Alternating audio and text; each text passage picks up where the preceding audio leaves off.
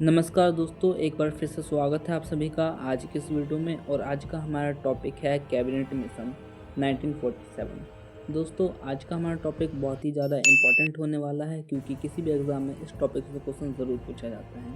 तो आइए दोस्तों शुरू करते हैं कैबिनेट मिशन 1946। दोस्तों, प्रधानमंत्री एटली ने 15 फरवरी 1946 ईस्वी को भारतीय संविधान सभा की स्थापना एवं तत्कालीन ज्वलंत समस्याओं पर भारतीयों से विचार विमर्श के लिए कैबिनेट मिशन को भारत भेजने की घोषणा की थी। यानी कि दोस्तों, कैबिनेट मिशन को भारत भेजने की घोषणा किसके द्वारा किया गया था? तो ब्रिटिश प्रधानमंत्री एटली के द्वारा किया गया था।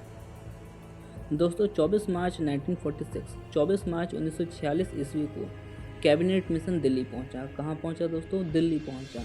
इस शिष्टमंडल के सदस्य थे दोस्तों, कैबिनेट मिशन में 3 सदस्य थे। नंबर 1 स्टेफोर्ड क्रिप्स, दूसरे थे पैथिक लॉरेंस और तीसरे थे A.B. Alexander. Cabinet mission Pethick Lawrence के नेतृत्व में आया था। इन तीनों में दोस्तों जो मेन लीडर थे वो थे पैथिक लॉरेंस। साथ ही साथ दोस्तों, कैबिनेट मिशन योजना को मुस्लिम लीग ने 6 जून 1946 ईस्वी को और कांग्रेस ने 25 जून 1946 ईस्वी को स्वीकार कर लिया था। कैबिनेट मिशन योजना को स्वीकार किए जाने के पश्चात संविधान सभा के निर्माण के लिए हुए चुनाव में कांग्रेस ने 214 सामान्य स्थानों में से 205 स्थान प्राप्त किए और मुस्लिम लीग ने 78 मुस्लिम स्थानों में से 73 स्थान प्राप्त किए थे। दोस्तों, मुस्लिम लीग ने 73 यानी कि 73 स्थान प्राप्त किए और कांग्रेस ने 205 स्थान प्राप्त किए थे। कांग्रेस को 4 सिख सदस्यों का भी समर्थन प्राप्त था। साथ ही साथ दोस्तों, मुस्लिम लीग ने 16 अगस्त 1946 ईस्वी को सीधी यानी कि प्रत्यक्ष कार्यवाही दिवस मनाया गया था। दोस्तों, मुस्लिम लीग ने 16 अगस्त 1946 को प्रत्यक्ष कार्यवाही दिवस मनाया था। सर्वप्रथम प्रत्यक्ष कार्यवाही दिवस कलकत्ता में मनाया गया था और उस समय बंगाल में मुस्लिम लीग की सरकार थी। दोस्तों, उस समय बंगाल में मुस्लिम लीग की सरकार थी। प्रत्यक्ष कार्यवाही दिवस के परिणाम स्वरूप बंगाल, बिहार और पंजाब में भयंकर हिंदू मुस्लिम दंगे भी हुए थे। 3 जून 1947 ईस्वी को भारत विभाजन की माउंटबेटन योजना प्रकाशित की गई थी। दोस्तों, माउंटबेटन योजना 3 जून 1947 को प्रकाशित की गई थी। साथ ही साथ दोस्तों, और ये जो माउंटबेटन योजना थी जिसे कांग्रेस कार्य समिति ने 3 जून 1947 की बैठक में स्वीकार कर लिया था। दोस्तों, माउंटबेटन योजना को कांग्रेस की बैठक में स्वीकार कर लिया गया था। साथ ही साथ 14 जून 1947 ईस्वी को कांग्रेस महासमिति की बैठक में गोविंद वल्लभ पंत ने देश के विभाजन की माउंटबेटन योजना को स्वीकार करने का प्रस्ताव पेश किया था। इस प्रस्ताव का समर्थन अबुल कलाम आज़ाद ने किया जो बंटवारे का विरोध करते आ रहे थे। दोस्तों, इस प्रस्ताव का समर्थन किसने किया था? अबुल कलाम आज़ाद ने किया था।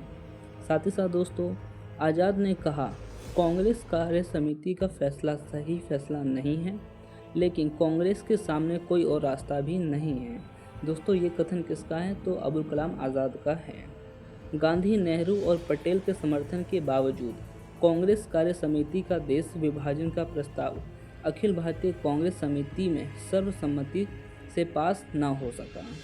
और दोस्तों, मुस्लिम लीग की काउंसिल की बैठक माउंटबेटन योजना पर विचार करने के लिए 10 जून 1947 ईस्वी को दिल्ली बुलाई गई थी।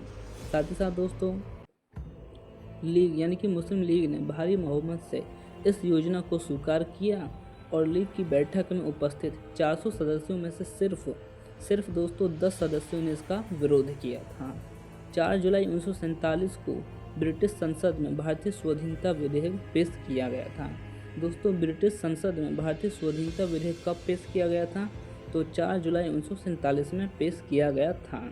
साथ ही साथ दोस्तों, 15 जुलाई को बिना किसी संशोधन के हाउस ऑफ कॉमन्स द्वारा और 16 जुलाई को हाउस ऑफ लॉर्ड्स द्वारा पास कर दिया गया था। 18 जुलाई 1947 ईस्वी को उस पर ब्रिटिश सम्राट के हस्ताक्षर हुए यानी कि सिग्नेचर हुए। इसके अनुसार देश को 15 अगस्त 1947 ईस्वी को 2 डोमिनियन यानी कि भारत और पाकिस्तान में बांट दिया गया था। दोस्तों, 15 अगस्त 1947 को भारत और पाकिस्तान में ये देश बट गया था। दोनों डोमिनियनों को पूरी स्वतंत्रता तथा प्रभुसत्ता सौंप दी जाएगी। 14 अगस्त को पाकिस्तान अधिराज्य और 15 अगस्त को भारतीय अधिराज्य की स्थापना होगी। यानी कि दोस्तों 14 अगस्त को पाकिस्तान की स्थापना हुई और 15 अगस्त को भारत स्वतंत्र हुआ। भारत की आज़ादी के समय इंग्लैंड के सम्राट जॉर्ज पंचम थे। दोस्तों भारत जब स्वतंत्र हुआ यानी कि 1947 में, उस समय इंग्लैंड के जो सम्राट थे वो थे जॉर्ज पंचम। यह भारत का अंतिम सम्राट एवं कॉमनवेल्थ नेशन का प्रथम प्रधान था। दोस्तों जॉर्ज पंचम जो थे वो कॉमनवेल्थ नेशन के प्रथम प्रधान थे। पंडित जवाहरलाल नेहरू के नेतृत्व में अंतरिम सरकार का गठन 2 सितंबर 1946 में हुआ था। दोस्तों पंडित जवाहरलाल नेहरू की नेतृत्व में ही अंतिम सरकार का गठन किया गया था 2 सितंबर 1946 ईस्वी को। 26 अक्टूबर 1946 को मुस्लिम लीग अंतरिम सरकार में सम्मिलित हुई और 27 मार्च 1947 को मुस्लिम लीग ने पाकिस्तान दिवस के रूप में मनाया था। दोस्तों स्वतंत्रता प्राप्ति के समय कांग्रेस के अध्यक्ष JB कृपलानी एवं ब्रिटेन के प्रधानमंत्री एटली थे। दोस्तों जब भारत स्वतंत्र हुआ था उस समय कांग्रेस के जो अध्यक्ष थे वो JB कृपलानी थे और ब्रिटेन के प्रधानमंत्री क्लेमेंट एटली थे। महात्मा गांधी द्वारा स्थापित हरिजन सेवक संघ के संस्थापक अध्यक्ष घनश्याम दास बिड़ला थे।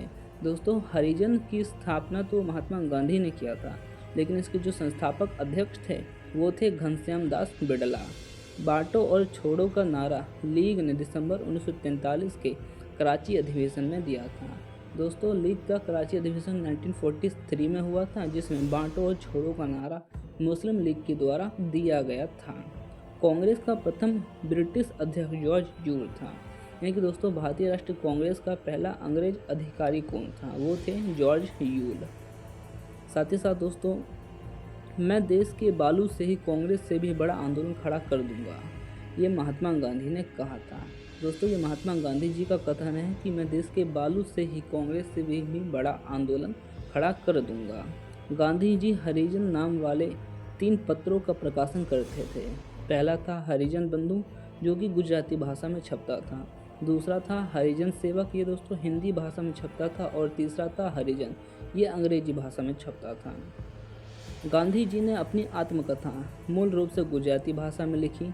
हिंदू स्वराज को भी गांधी जी ने गुजराती में लिखा था। हिंदू स्वराज दोस्तों गांधी जी ने गुजराती में लिखा था।